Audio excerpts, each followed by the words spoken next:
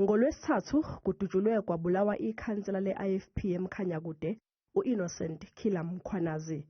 Lokhu kwenzeke kungakapheli nesonto nje kudutshulwe kwabulawa elinye futhi ikhansela le-ACDP eMhlathuze uJohn Miyaka nowabulawa phambi kwebandla.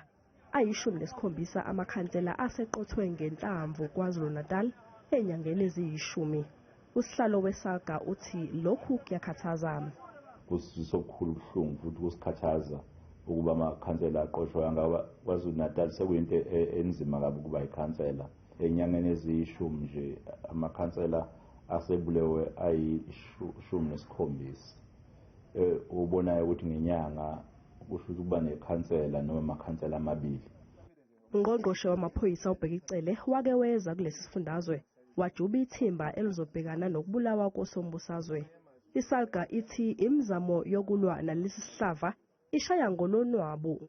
Sithi kufanele ukuthi wenyuswe inyawo ngoba kubonakala ngazi ukuthi abaningi abakabanjwa ngoba amacala amaningi akhona ukubulawa la kwamakhansela asikezwa kukhona abantu ngempela ukuthi abavalelwe. ISALGA inxuse ukuthi kube nokubambisana phakathi kwamaphoyisa nezinhlangano ezilwa nobugebengu emphakathini ukuqeda lesi sihlava. Amaqembu ombusazwe asenxuse umhlangano noNdunankulu uNomusa Dube Ncube ukubhunga ngeindlela zokuqeda ukubulawa kosombusazwe.